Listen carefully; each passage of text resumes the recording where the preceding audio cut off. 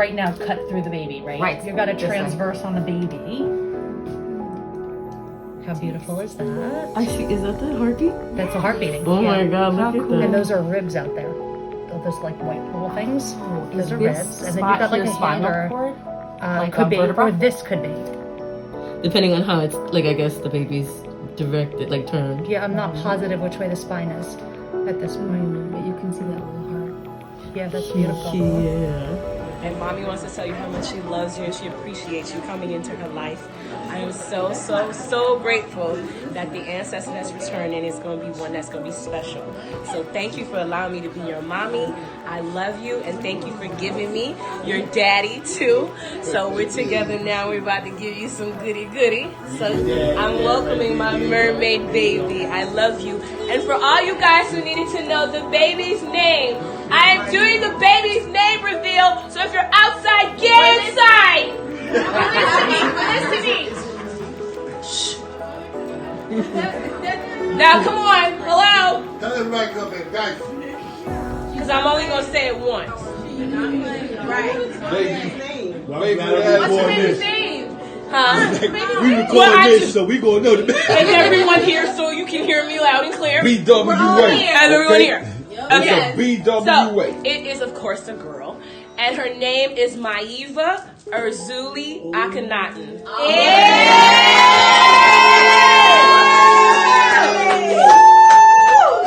Come through, ancestor. Come through. What's up with the Come through, ancestor. Come through. We got some empty.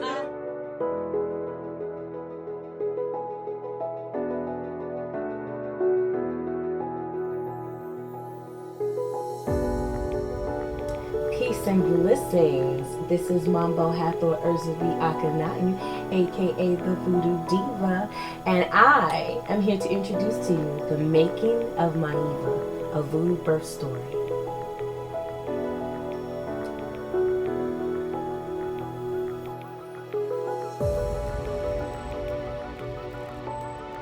So the tale begins that me and my partner, the parents of Maiva, have known each other for a really long time. I met him when I was about 15 and a half. He sang at my sweet 16, so we've known each other quite some time.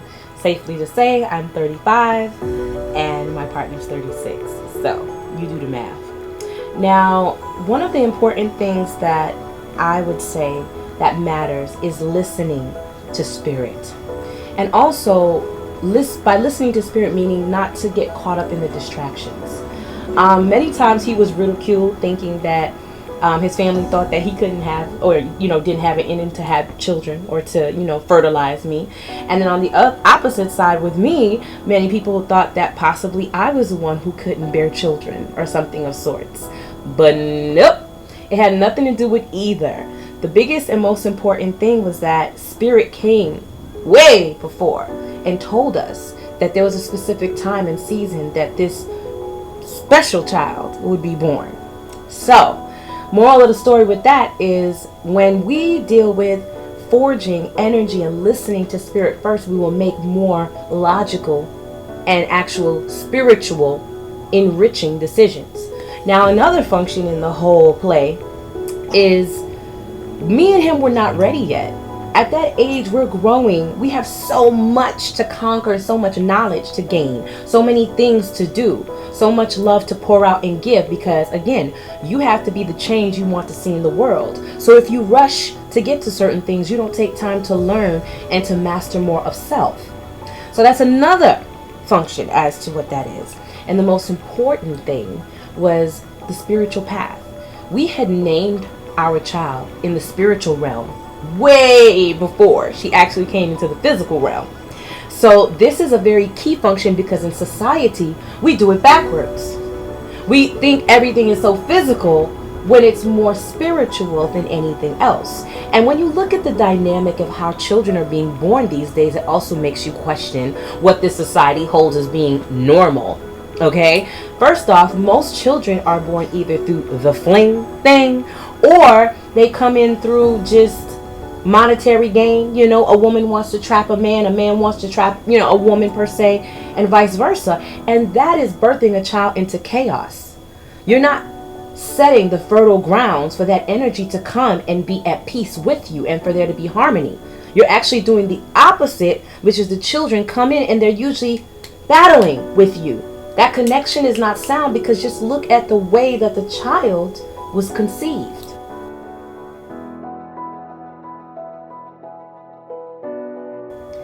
So let's talk about ancestral lineage. One of the most important things that I teach to my students is the power of ancestral bloodline. Ancestral bloodline on both your mother and your father's side is vitally important before giving birth. Remember, we are the divine feminine, and even if it's in the masculine, both sides are needed to make the wholeness that will be this creation you're about to bring in. So before you open up that portal, ladies, let's make sure that the ancestral bloodline and balance is up to par, because without that, all kinds of deadly situations can take place. Deformalities, a child being a stillbirth, there's all kind of crazy things. You know, it is such a sensitive position when one is about to give birth, because that is a portal that is about to open. So one thing we must remember is, if you and your partner have made the conscious decision to get together and open this portal to give life together, make sure that on his side you've visited or you know something and he knows something about his ancestral bloodline, to make sure that ancestral karmatic debt is cleared out. In my class, I have something that's called an ancestral ritual, very deep and very powerful, that was channeled a few years back. And it's one of the most powerful things I've ever received in terms of a ritual that you can do yourself or with your partner in order to solidify and strengthen and clear out the passageways before bringing another life. Because you never know what ancestor's coming back. That could be your great-great-grandmother, your great-great-grandfather, his great-great-grandfather. You don't know. It is a huge vacuum and pooling when that energy is about to touch down.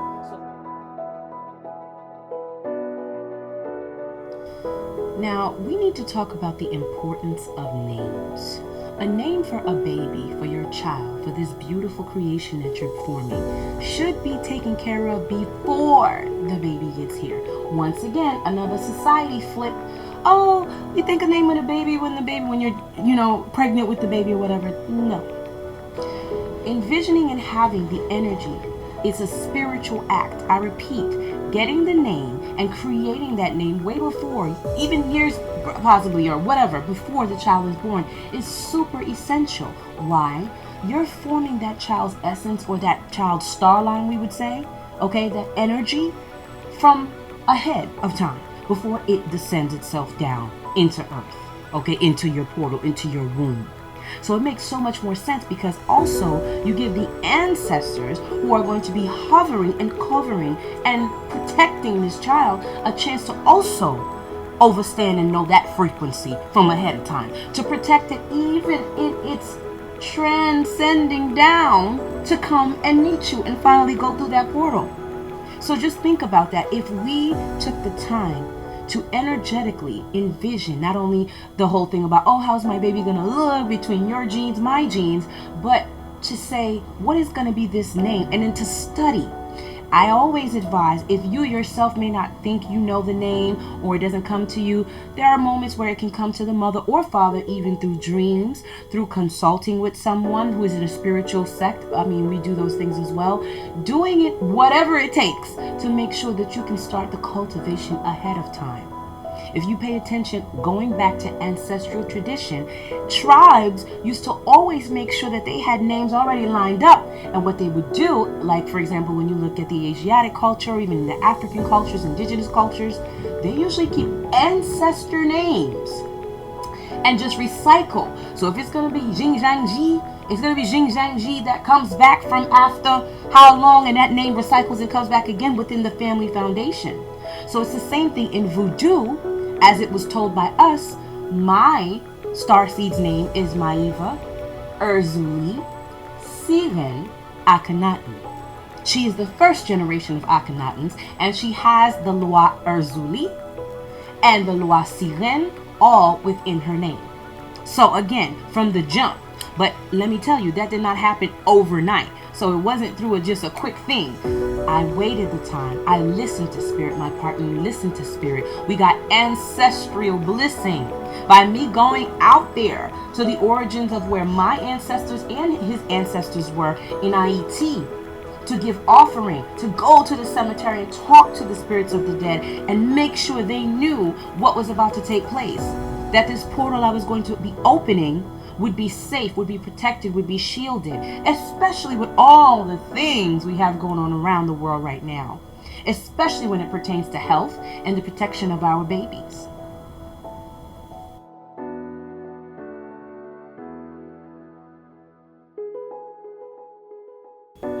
So in conclusion, the moral of the story here is engage in spirituality at all costs. You cannot go wrong. Both parties, both partners, it is so important that you be involved. If one got the awakening before the other, it is the responsibility of the other one to help pull and lift that other one up, because we need each other in this fight. If we're going to be birthing gods and this new generation truly means something to us and we really care, we have to start acting like it by our actions. And part of those actions is, again, honoring what came before us, so we will know how to best navigate for the future of what's coming in front of us. Without that, all will be lost, because this tradition was something that existed way before we got here. So we are honoring and picking up where our ancestors left off so that we can continue this legacy. The indigenous traditional science that is voodoo is something that once you tap in, the type of messages you receive, the confirmations, the protection, the abundance, and so much, much more is literally there at your fingertips to use the way you need and how you see fit. But there's never been a better time than now, my brothers, my sisters, my kings and my queens, to birth these gods and goddesses than now. Equip yourself with the information. Go back to the indigenous you. Now, make sure you stay tuned, because Hathor erzulie Akhenaten, aka the Voodoo Diva, will be back with episode 2, and that you do not want to miss. So until next week, peace and blessings. Honor thyself. Honor your ancestors. One love.